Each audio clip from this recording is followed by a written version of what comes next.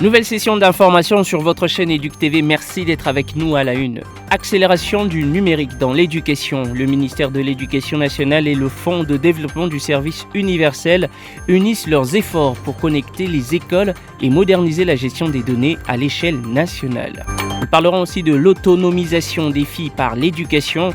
Au ministère de l'Éducation nationale, la clôture du mois de la femme met en avant le rôle déterminant de l'école. Le vice-ministre Théodore Kazadi appelle les enseignantes à former une génération de jeunes filles ambitieuses et leaders.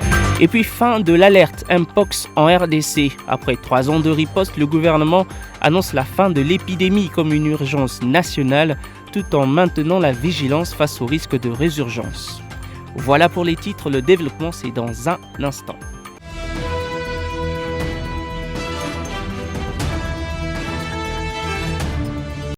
Accélérer la transformation numérique de l'école congolaise. Le ministère de l'Éducation nationale et le Fonds de développement du service universel unissent leurs efforts à travers un mémorandum d'entente signé à Kinshasa.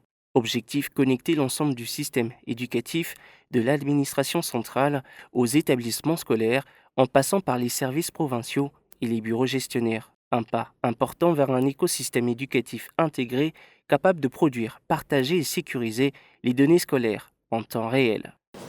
Le service universel s'est défini comme étant les services de base. Et dans la vision du chef de l'État, l'éducation a été définie comme étant un service de base qui, aujourd'hui, avec la gratuité, devrait être déployé sur toute l'étendue de la République démocratique du Congo dans sa qualité.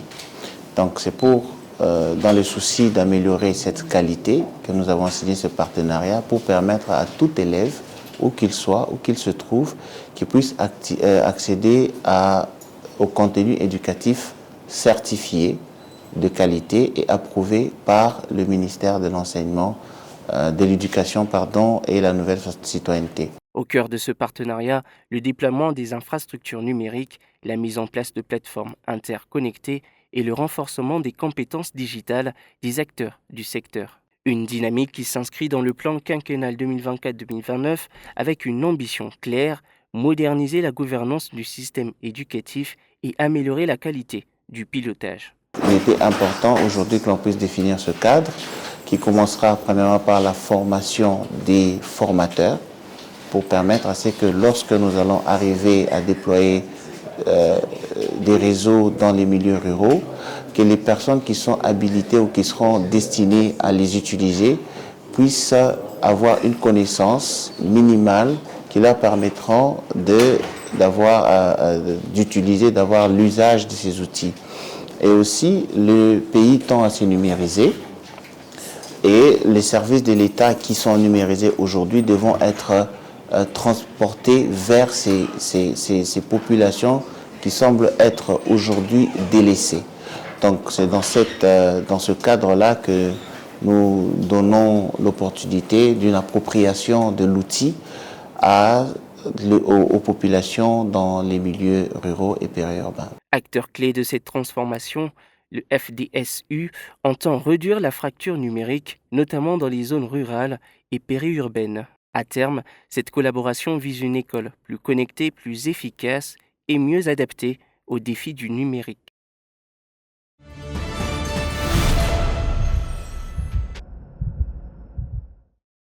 Réunies à Kinshasa, les femmes venues de 5 provinces éducationnelles ont marqué la clôture du mois de mars dédié aux droits des femmes. Membres de l'Union nationale des femmes du SECOPE, elles ont célébré cette journée dans un esprit d'unité et d'engagement. Pour la présidente de l'UNAFESEC, cette activité s'inscrit pleinement dans le thème national et international axé sur la promotion des droits des femmes.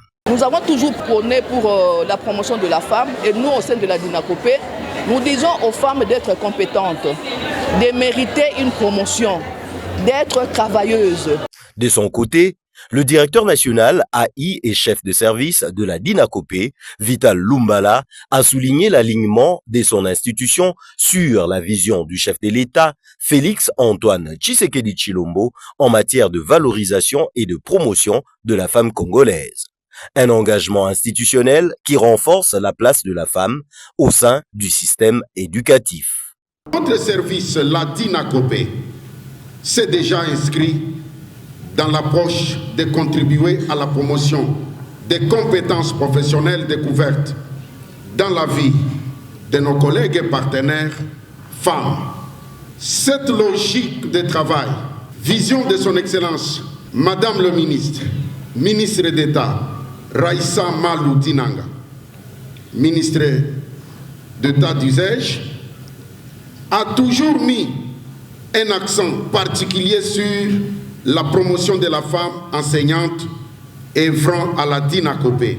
Présent à cette cérémonie, le vice-ministre de l'Éducation nationale, Théodore Kazadi, représentant la ministre empêchée Raissa Malou, a rendu un vibrant hommage aux femmes congolaises, évoquant notamment la mémoire de Catherine Nzuzi-Wambombo. La cérémonie s'est clôturée en beauté par une scénette présentée par les femmes de la DINACOPE, mettant en lumière l'importance de l'autonomisation féminine.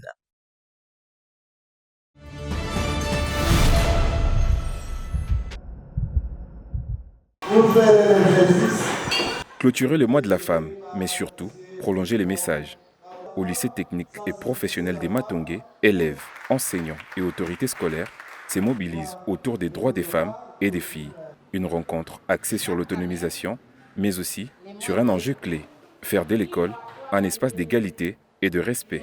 C'est vrai que nous avons clôturé selon les dispositions du mois, mais la sensibilisation demeure.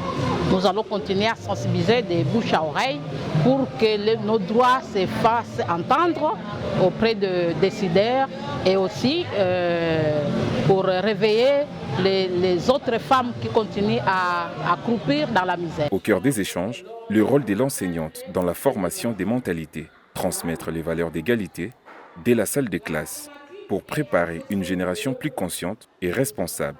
Autre levier abordé, la masculinité positive, présentée comme une réponse essentielle aux violences basées sur le genre. Je pense que nous avons appris beaucoup de choses. Il nous reste seulement à mettre en œuvre.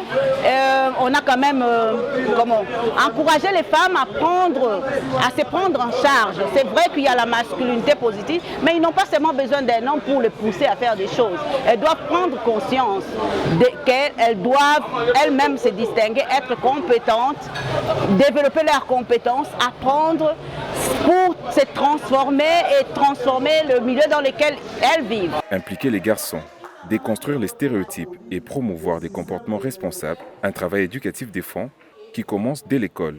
Au-delà de la symbolique, un message s'impose. La promotion des droits des femmes ne se limite pas à un mois, elle s'est construite au quotidien, dans les salles de classe comme dans la société.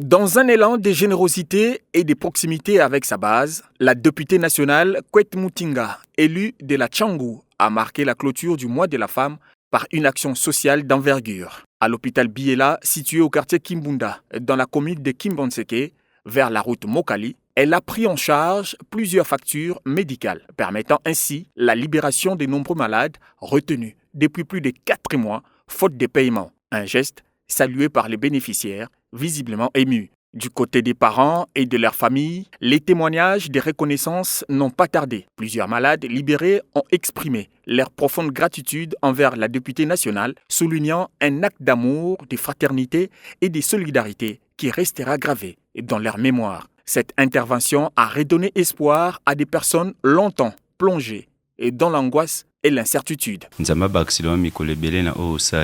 Koya meze se mwana na wakenda kuna mwana da kupekala au de ade mwana na insime na wakende na sese oye auto sada en tout cas na felicité teye makasi nga na bundi ne mwana nyosa bunda pona papa na ye na sukaki mbongo fache miso 300 combien wana na bundi na zoke kotaba poto na zoke ko yunga na kapona ko lukaka pona papa na nga alia abotanga peka nga moko. Les médecins responsables de l'hôpital Biela a également salué ces gestes louables tout en formulant quelques doléances en faveur de l'amélioration des conditions de prise en charge au sein de l'établissement. Alors, tozali la salle d'accouchement. Vite aux ans, milieu moko ezali urbaine, donc développement ils en ont ma capacité, mais c'est pour cela vous voyez que non, et ça les a vraiment occupé vraiment ma capacité. C'est parce que tous ans aga mo ba moyen. Vraiment le kuta ba beso kinza ba osungaka atala ko occuper biso atana salle d'accouchement pa ba pona ba mama ya zemi. En définitive, la députée nationale Marie-Kwette Mutinga confirme sa volonté de rester proche de la population, un engagement que ses administrés espèrent voir se poursuivre au bénéfice de toute sa base électorale.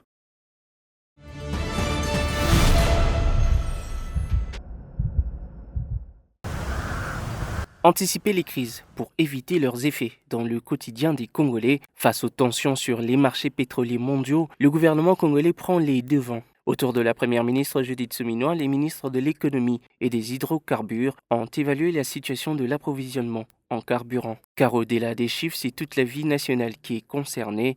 Transport, coût des denrées et même fonctionnement des écoles. Une hausse incontrôlée du carburant peut impacter les déplacements des enseignants, le trajet des élèves et les charges des parents.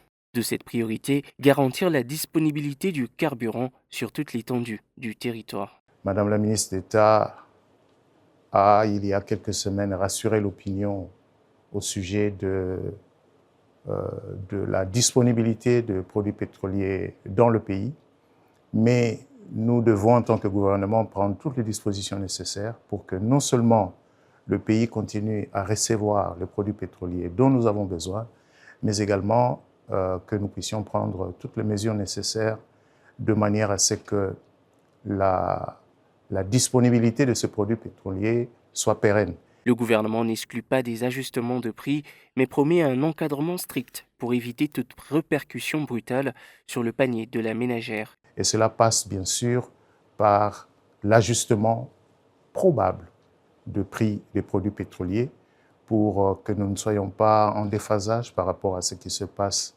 dans le reste du monde.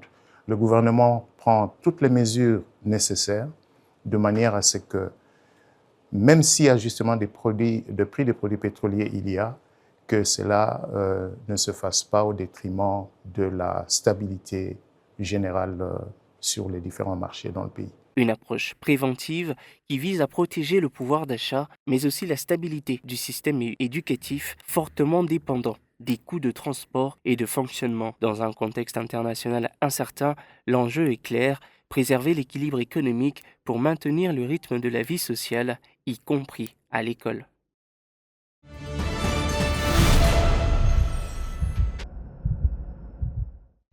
Aujourd'hui donc, au nom du gouvernement de la République et sous la très haute autorité de son Excellence, le Président de la République, chef de l'État, son Excellence Félix Antoine Tshisekedi Tshilombo, je déclare officiellement la fin de l'épidémie de Mpox en tant qu'urgence nationale de santé publique. Fin officielle de l'épidémie de Mpox en République démocratique du Congo. Après 3 années de riposte, le gouvernement annonce la levée de cette urgence sanitaire nationale. Parmi les leviers clés, la coordination des interventions, la digitalisation de la surveillance, le renforcement du diagnostic et la campagne des vaccinations. Nous avons atteint ces objectifs parce que nous avions une coordination unique, un plan unique, un budget unique et une réponse unique. On se retrouvait dans cette salle tous les lundis pour faire le point. Une réponse soutenue par les partenaires internationaux et portée par l'engagement des équipes de santé et des communautés. Ce centre d'opération d'urgence, effectivement, ne pouvait devenir aussi opérationnel sans l'appui des partenaires techniques et financiers.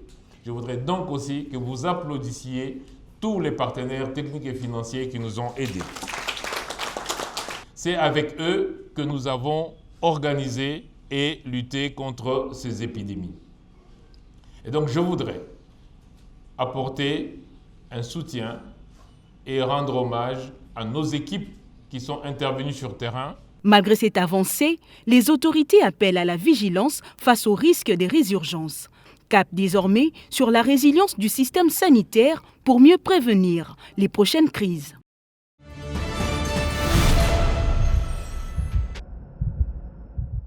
Dans les savanes africaines se dresse un arbre majestueux, considéré par les populations comme un véritable trésor de la nature.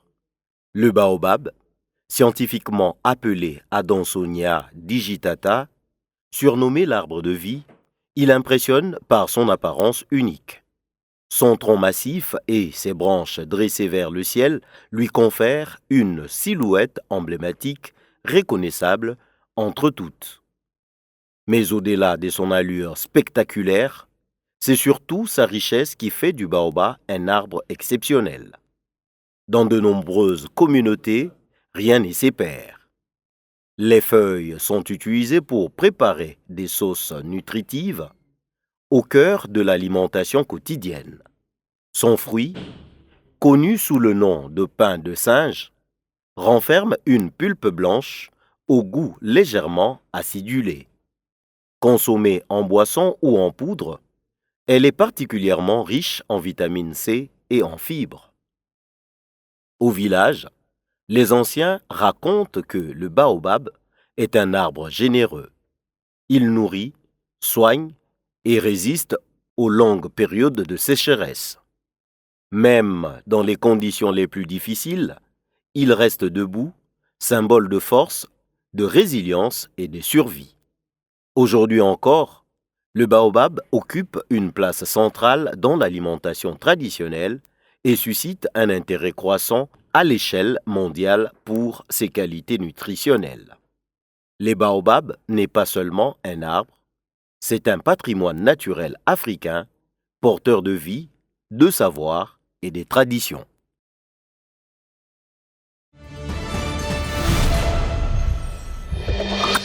Ainsi s'achève ce journal. Merci de l'avoir suivi et excellente suite de programmes sur votre chaîne EducTV.